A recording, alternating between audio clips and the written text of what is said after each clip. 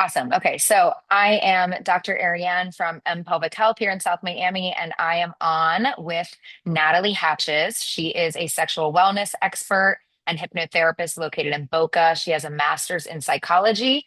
And today we are going to be talking about pelvic pain and the different facets of pelvic pain and how hypnotherapy can be really helpful for some of our clients dealing with pain in their healing process. So, welcome, Natalie. Is there anything that you want to add that I did not get to?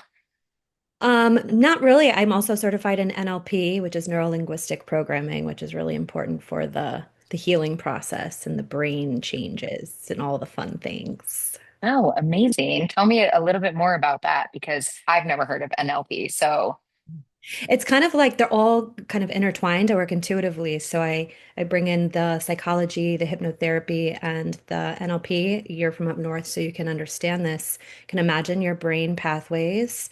Right now, they're clear, but imagine it snows and the brain path is covered in snow, but one of them is not. The negative path is not covered. You're going to take it. You're not going to there, take the snowy covered path. So it's really just such a good way to creating. describe it. Yeah. People down here in South Florida, it's sometimes challenging because they've never been in snow, but you can imagine it with sand also. So you're going to basically pave the way on a new path, shovel the snow, get rid of all the negative emotions, and you're creating new neural pathways. It's amazing. And that's such like an easy thing to, oh, maybe not for South Florida people, but easy thing to understand. Um, okay, so we both work with people dealing with pelvic pain, and oftentimes there's questions that come up that people don't really want to ask, or they don't either feel comfortable asking their doctor, or they don't really want to share with their friends. So maybe they're Googling it at midnight, who knows? So let's talk first about what typically what do you see with your pelvic pain clients, or what's kind of the questions that maybe don't come up in that first initial session with them, but things that people are wanting to ask, but kind of feel either shame around or unsure if it relates to their symptoms, things like that. What are you getting asked?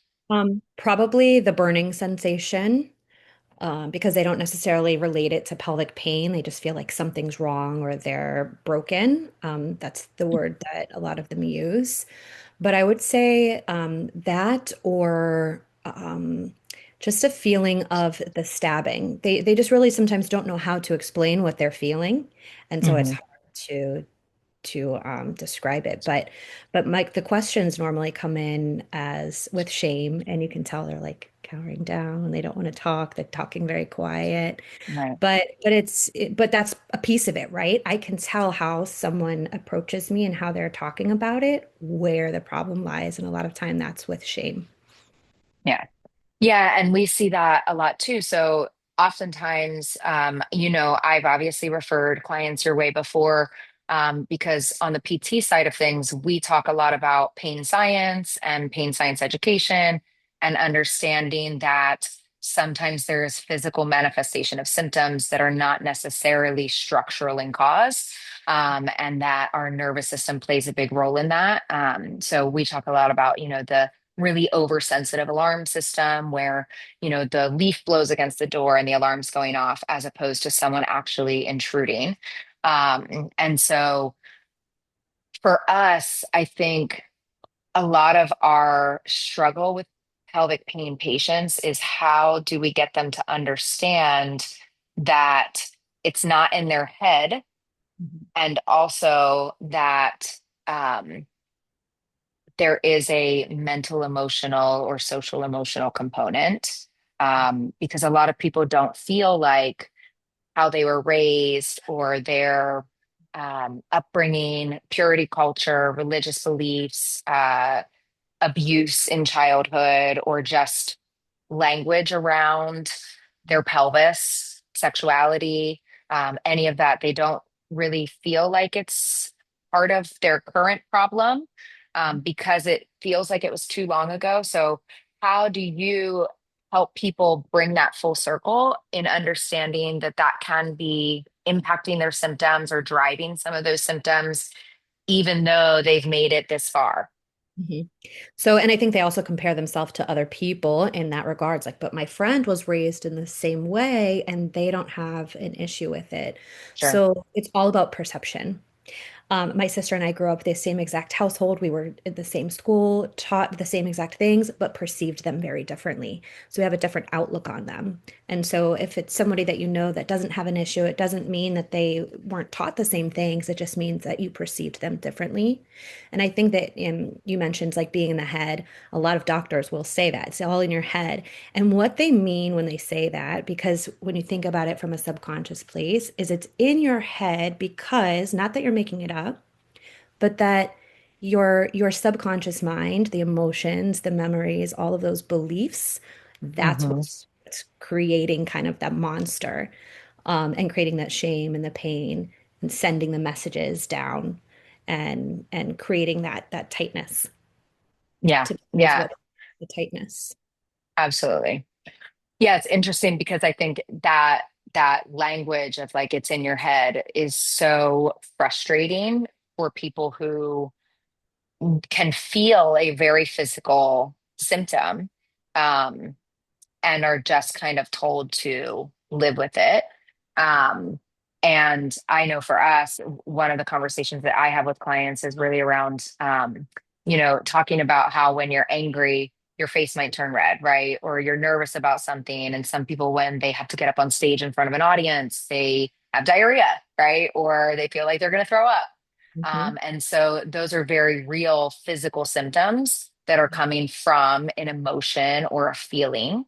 And so pelvic pain is different, but no different than that in the sense that we can be manifesting pain in those places and the symptoms are very real. The muscles are very tight.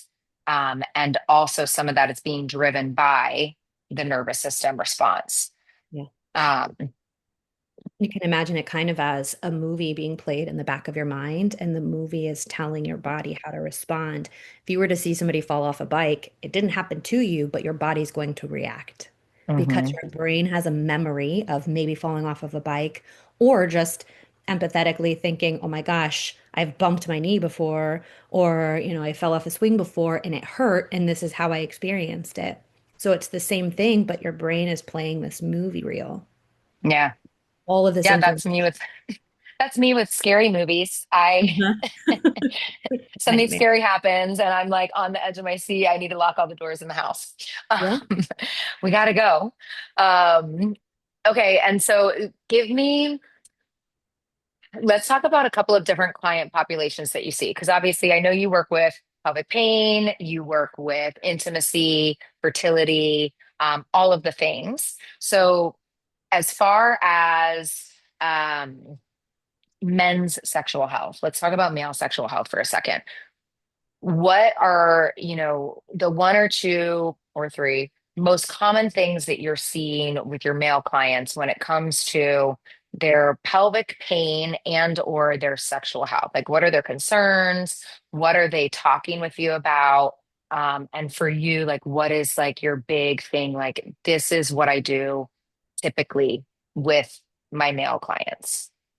So I can give you an example of just a few, like more recently, and it has been even just a either failure to get erect or ejaculate, and that's because of a painful situation that happened in the past. Hmm. Whether it's emotional or physical. And so what they're doing is they're replaying it, and then their body just kind of shuts down. Well, let's say with pain, actual pain, let's say you've got someone who plays a sport and they play hockey and then they were hit in the groin and it's painful. And so now Hmm. their body, even if they're completely healed physically, their mind sending the message to the groin that it is in pain, or maybe Yeah, there's some type of sensation. So, what hypnotherapy does is it removes the emotion to the memory. It does not remove the memory, it moves the motion to it. So, you're neutral. You're not positively charged or negatively charged. It's just like I saw a palm tree yesterday. There's no, unless I'm like being emotion very with it. mindful about it. Yeah, Yeah. it's just I saw a palm tree and I have no charge within my body. Right. That's what the hypnotherapy does. And just through visualization and hyper focused state, you're able to do that. Amazing.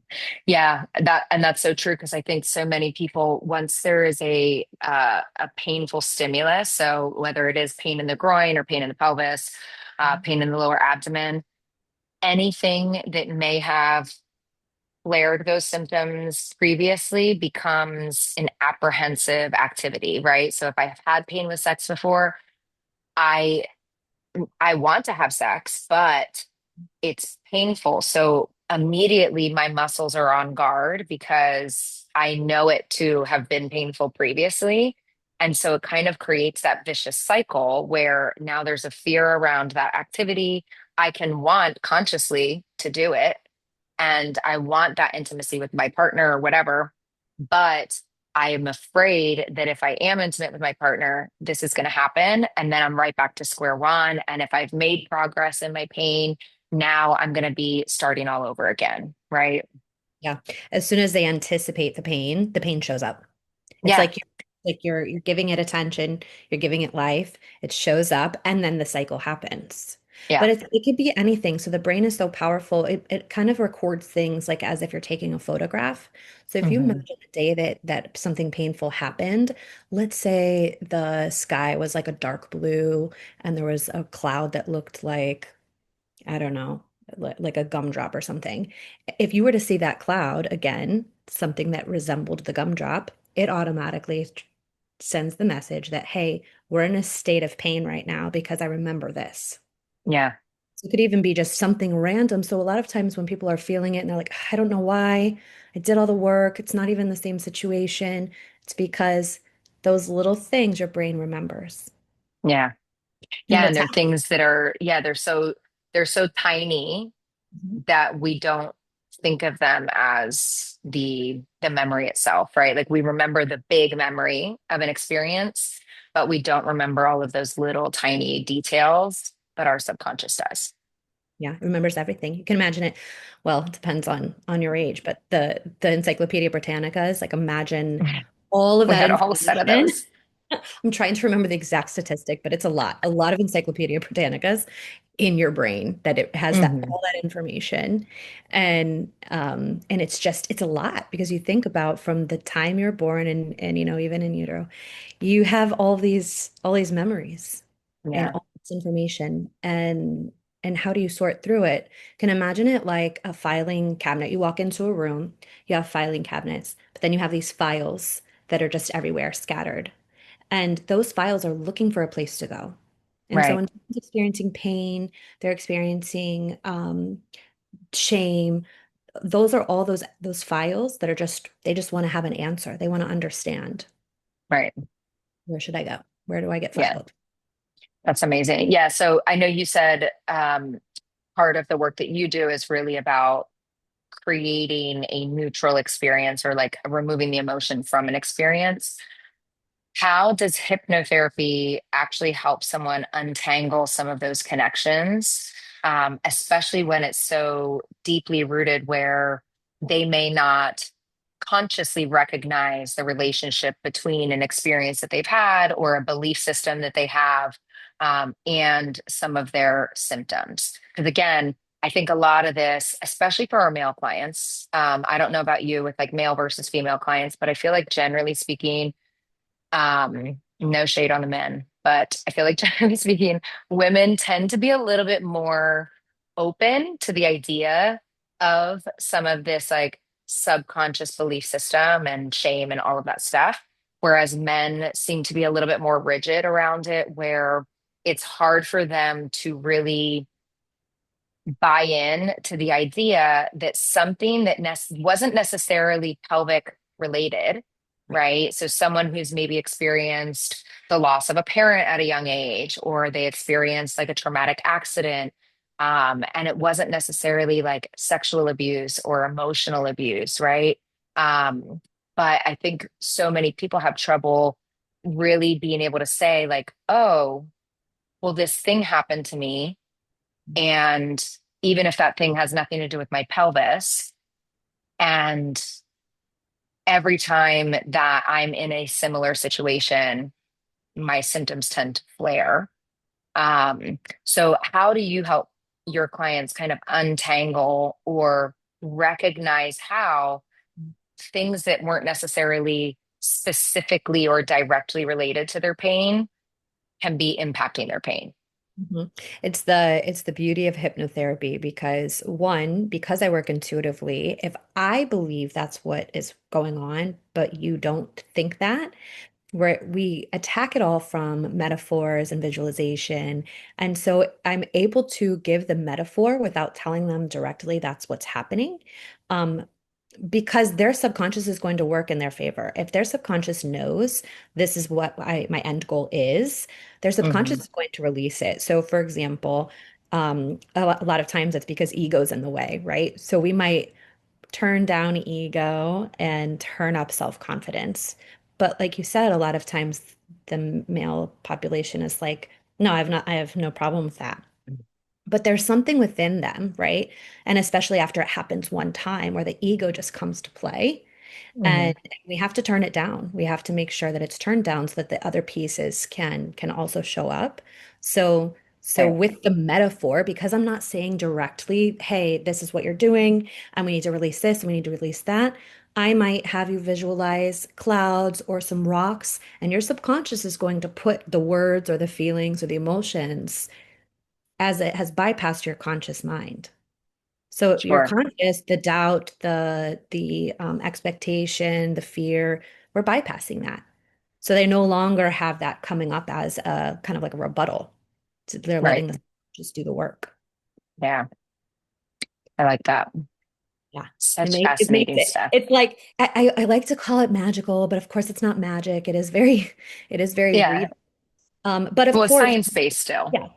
Yeah, it is, but not because it happens like this. Like you Yeah. can release things like this, and so it's hard to be, and this is why insurance doesn't cover it. It's hard to say, well, comes from the hypnotherapy, but Yeah. it does. Yeah, Um, because they need objective measures, right? Like they need data Archetype. points and they need to know that you went from this number to this number or Yeah, whatever. yeah. And it has to be functional, right? So a lot of times with, the mental health space, even for us in pelvic floor PT, um, if you if someone is having painful sex, Hmm. insurance won't cover a diagnosis code for painful sex because it's non-functional, Yeah. um, even though that's part of our nature. But yeah, gotta love Yeah. it. And Um, it's like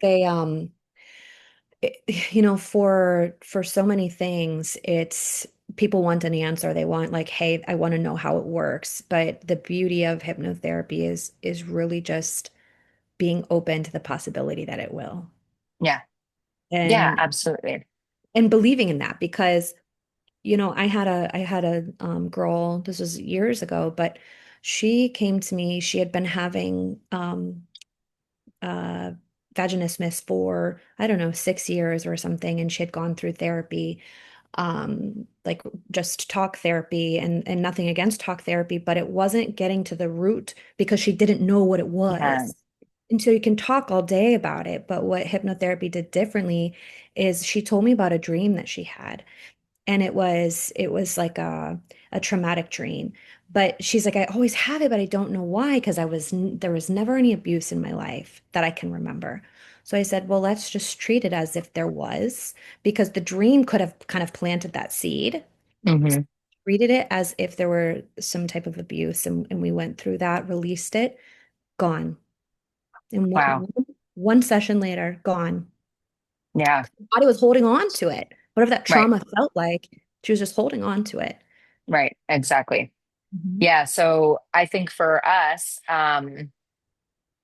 we has shared a few clients, Mhm. and I know that recently we shared a client who had a pretty traumatic Mhm. past, and his symptoms started maybe 4 or 5 months after a traumatic event that again had nothing to do with his pelvis or pelvic floor.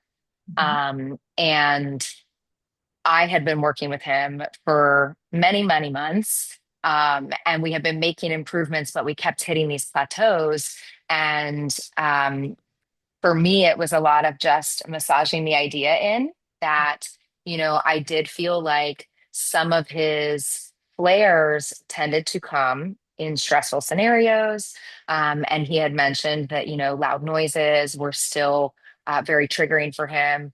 Um, and so finally, he has bought into the idea that maybe some of his limitations as far as the progress he's been able to make could be because of these things that have been unaddressed. Because typically he presents as a very easygoing, not overly stressed, like does well for himself, has a happy life. And so it was really, really difficult for him to recognize that maybe there was some connection there. And after we had kind of exhausted all of these different ways of treating the physical body, and he was making so much progress physically, but he was continuing to have these flares. He would hit these plateaus that we just felt like we were trying everything to get him over a hump and we just couldn't get there.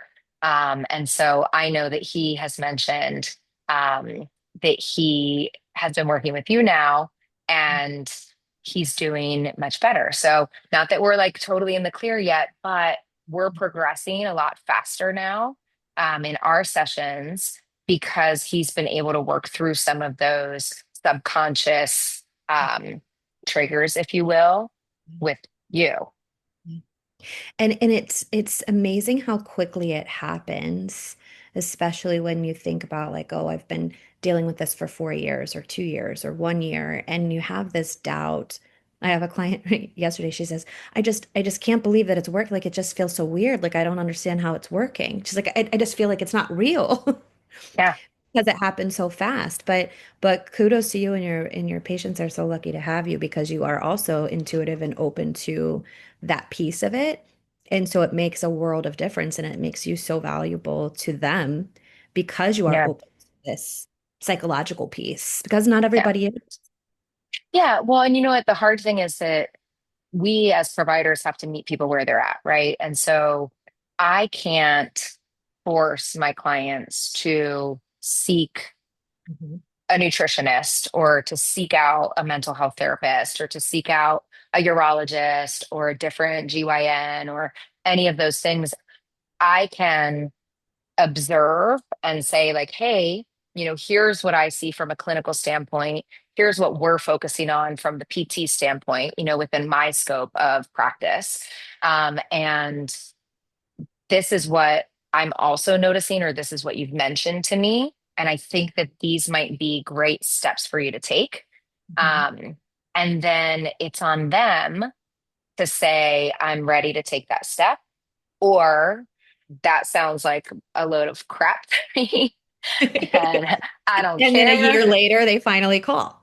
Yeah, exactly. Well, and as you know, we ran into those patients where now on the back end of it, now that they finally sought the help, right? And in our case of this shared client of ours, now that he has actually started working with you, he's like, we kind of joke about it because I'm like, ah, well, at least you're here. Better late than never, Yes. right? At least you're here. And also understanding that earlier in this journey, he wasn't ready for that, right? He wouldn't have, if I had forced him to see you, he Mhm. wouldn't be seeing the improvements that he needed to see because he wouldn't have believed or really understood or bought into the idea that this could benefit him or this could help. Yeah. And I think also it's hard, like there, the same way that there are amazing PTs out there and there are not so amazing PTs out there, and there are amazing doctors and there are not so amazing doctors, right? And there's amazing therapists and there's people who just aren't the right fit for every client. And so I think finding the right therapist, I know I'm not the right therapist for every single person that walks in my door. And I'm sure that you can say the same about some of the clients and the people that you've worked with. And that's nothing against them and it's nothing against us, but we're not always the right fit. And so I think it's really hard sometimes, especially in a medical system where in pelvic health specifically, right? People are so dismissed and unheard and kind of left feeling helpless that to see another provider, to try another avenue, Well, it there's some go in with just, so much doubt. yeah, and you feel exhausted. You're just, it's like medical exhaust, right? It's just like, well, I've done all these tests. I've talked to all these doctors. No one seems to know what's wrong with me. They tell me it's in my head. They're not really giving me solutions. Now you're telling me to go see some person who's going to hypnotize me and like dangle the, Yeah, like, okay, this is like woo, either it's too woo woo or they feel like it's yeah, brainwashing, which right, I mean, if you want to consider it like brainwashing, it's in a good way, but people can, I mean, you can be open, right? You can reject anything right, that I say, but you want to be able to trust the person. And referrals are great because then they just automatically have a level of trust. right. Um, There's already some buy-in there. Otherwise, then you've got to build rapport a little bit longer. But they're in complete control, and I think that's what people get scared about is they feel like, oh gosh, what if she makes me quack like a duck? But it's not like that. It's not like stage hypnotherapy. It is true release and healing. You can get rid of dreams and nightmares and the ugly thoughts and all those things, like just like this. Yeah, yeah, that's very true. Okay, so I want to wrap this up, but tell me, so really quick, let's just talk about, I mean, we've kind of already addressed how physical therapy and sexual wellness or hypnotherapy can be really mutually beneficial to each other as far as helping people progress towards the goals that they have for themselves. Um, when would you say, if I'm working with a client or any of our other pelvic PTs who might be watching this video or watching, um, when would you say if pelvic floor PT has been getting you to a certain place, like when is the time to reach out to you? And or like what's the one thing that you want people to know about what you do and how it can help people? So I think, and I love working collaboratively with PTs because I think honestly it should happen at the very beginning. So if Yeah. somebody comes to me and they're not working with a pelvic floor PT, I tell them that they should be because Yeah. together it shortens the process. You save so Hmm. much money, even though you feel like, oh my gosh, I'm going to be putting now double the money. You're not. You're really shortening that process, and then you feel happier. And the happier Yeah. that you feel, the better quality of life that you have. So ideally at the very beginning is the best time because imagine you've got someone who's very tense coming in, you can't even do an exam or it's really challenging to do things. If they're doing hypnotherapy also, their body's relaxed, you can do an exam and then you don't have to worry about, 6 sessions in finally being able to do Yeah. it. You're hitting it from both angles. You're kind of creating that comprehensive plan from the beginning. Yeah. Yeah. Awesome. And then lastly, your final note, if you want people to know one thing about what you do, who you are, how you help people, what is that one thing? Ooh. Um, I, You're I like, think there's so many. I know there's so many, but the first thing that just came to my mind was just intuition. I work intuitively, so it also shortens the process because even though like you might feel it's one thing, I feel if it's another, and typically that feeling is right. So if I address it and I don't do it like forcefully, I'm like, this is how I feel, if you're open to it, and 9 times out of 10, it's the right direction. So I think that my intuition is kind of what sets me apart. Amazing. Okay, Natalie, how can people find you? On Socials. Instagram. Love chat What's with what's Nat. your IG? Love chat with Love Nat. chat with Nat. And then my website is nataliehatches.com, HATJES.com. Very cool. And I we'll mean, tag that. on Threads too. Ooh, okay. I started Threads, but I never post on there. It's too Just, much. There's too many things. just I share from can't. one to the other. It's all the same content. Yeah, exactly. Okay. Well, thank you very much for You. joining us today. I'm so glad that we got to chat a little bit about this. Maybe we can poll our audiences and see what other questions people have, or what topic we should talk about next, and we can do this again. Sounds good. All right. Thanks so much, Natalie. For having me. All Bye. right. Bye.